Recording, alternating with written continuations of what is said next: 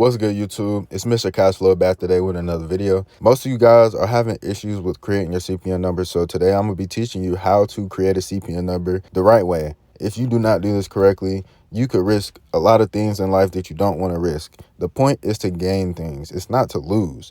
You don't want to risk everything you have just to get some money, right? No, that's not what you want to do.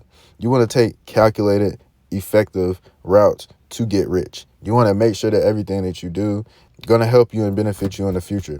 The only way a CPN can help you is if you build them correctly. So in today's video, I'm going to show you exactly how to do that. The first thing you want to do is you need to decode your CPN number. This is my CPN ebook. If you need this, you can message me on Telegram. The first thing you need to do is to decode your CPN.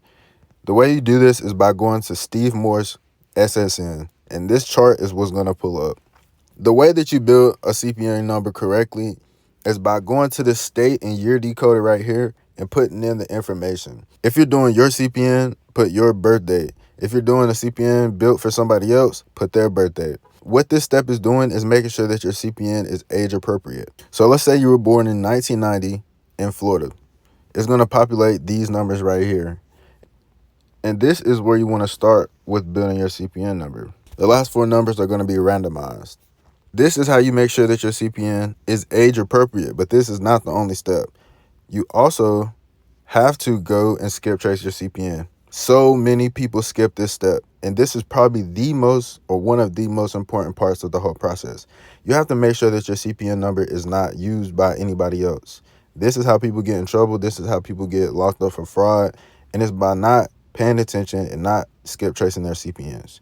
You want to make sure that your CPN is free and clear and has not been used by anybody. That is the only way that you can make a true CPN. These other people out here are going to stealing people's names, stealing people's birthdays and social security numbers. No, that is fraud. That is not what we do. We don't do fraud. We don't do anything illegal. You have to make sure that this is your CPN number.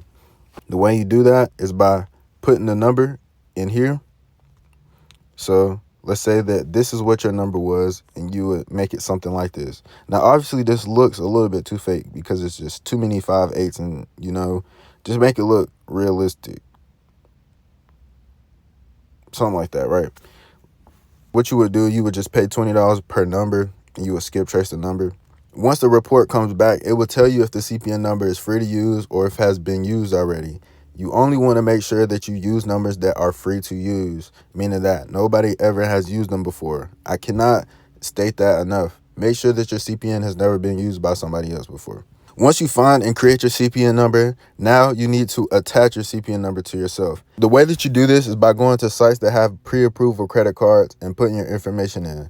So you need to get a form with all of your new information. Your CPN number has to have new information. So if it's you, you need to keep your same name, same date of birth, change everything else. Your email, phone number, all that information is different. But make sure to keep your name and your date of birth for your ID purposes. Make sure you have your name, address, date of birth. You need to put your job's phone number, how much you make at your job. All that information needs to go into a second document. Every single application needs to have the same exact information on it. This is how you make your CPN profile strong. Whenever these credit bureaus go to pull your credit report, the only way that they can find you is if the information matches. If it doesn't match, then your credit profile will not be found, and you'll probably get denied just for that reason. So what you need to do is do about 5 of these. Today, I will give you the first 2 that we use in my group. And every time you go to a site, you need to make sure it says, see if I'm pre-approved. Do not do the full application. Make sure that it is a pre-approval request. Type in all of your information, see if you got approved or not. Once it shows you if you got approved or not, go to the next one. Do not continue and fill out the full application. Once you did about 5 or 10 of those, go to the Chase site and apply for a Chase Freedom Card. Whenever you build your CPN, you do not want to have multiple hard inquiries. The whole point of doing this is to have the least hard inquiries. You don't want to have 15 or 20 inquiries because you can't use the profile, and it's basically like you just spent all that time doing nothing.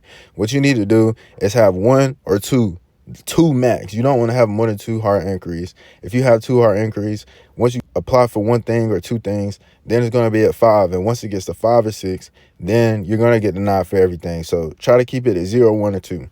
Now you need to add public records. This is a very important part, and people don't ever understand this. You need to add public records before you add trade lines. Because if you add trade lines before you have public records, then the trade line is not going to post to your credit report because the information doesn't match. Whenever they submit a form or a file to the credit bureaus, the only way that it populates on your credit report is if it matches what the information was given on the application. So if it doesn't match, they can't find you. If they can't find you, the information does not post. You need to post public records. If you don't have any public records, your trade line is not going to post. Once you add your public records, then you go log into Credit Karma. That's another issue. You try to go log into Credit Karma too soon.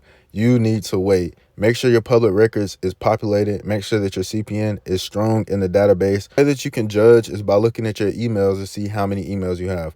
Once you have over 150 emails, then you could consider yourself good enough to go log into Credit Karma. You should be able to have enough information for Credit Karma to be able to pull your credit report. Once you get your credit report, then you can start adding trade lines. If you want to go get a car, you can add 4 authorized user trade lines. If you want to get credit cards, you have to start with starter credit cards and build your way up. Then you can go for the high limits later. Once you get funded from your CPN, invest all that money back into credit repair and repairing your real credit. You can access 10 times the amount of money that you can with a CPN. A CPN, a lot of applications will deny you. Some places it's hard to get bank accounts at. Use the money you make from your CPN to invest that back into credit repair, get your real credit repaired. Then do the same thing you did with your CPN, add trade lines, go get funding, go get a business, and go set up business funding. Business funding is the ultimate play. Once you get the business funding, what you can do is start using the business funding to leverage it to get yourself anything you want.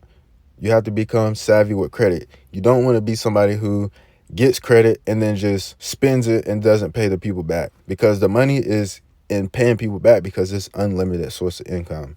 You get $1,000, you make $1,500 on something, you pay the $1,000 back, you keep $500.